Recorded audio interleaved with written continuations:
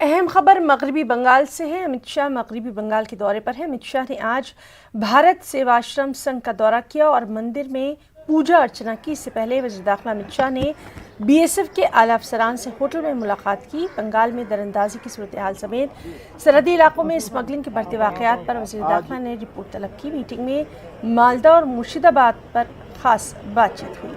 वाज़ेह है कि बंगाल और बांग्लादेश के सरहदी इलाकों में मवेशी स्मगलिंग मामले में कई लोगों को गिरफ्तार किया गया है, जबकि तृणमूल कांग्रेस ने इलेक्शन कमीशन में शिकायत दर्ज कराई थी कि बीएसएफ के जवान बीजेपी को वोट देने के लिए गांव वालों पर दबाव डाल रहे हैं। युगाचार्य प्रणवानंद जी ने उस समय स्वधर्म और स्वराज की कल्पना को बुलंद किया जब देश को इसकी सबसे ज्यादा जरूरत थी, और जब विभाजन हुआ तब भी ये हिस्सा भारत के साथ जुड़ा रहे।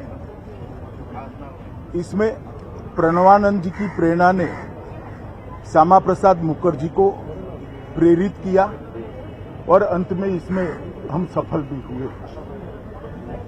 भारत सेवाश्रम संघ के माध्यम से युवाओं में राष्ट्रभक्ति, धार्मिक चेतना, आत्मबल, सेवा, समर्पण और त्याग के गुणों का विकास हो, इसके लिए उन्होंने जो देश भर में अभियान चलाने की शुरुआत की, आज लगभग 105 साल के बाद जो बीज प्रणवानंद जी ने बोया था वो एक वटवृक्ष बनकर हमारे सामने खड़ा है।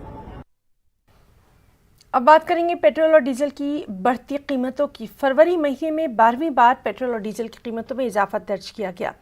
पेट्रोल और डीजल 36 पैसे तक महंगा हुआ है। दिल्ली में डीजल की कीमत 80 रुपये के पार है, जबकि पेट्रोल 89 रुपये 88 पैसे है। आलमी बाजार में खाम तेल की कीमत $65.24 फी बैरल है। गुज़िश्ता 49 दिनों में खाम तेल की कीमतों में 20% का इजाफा दर्ज किया गया।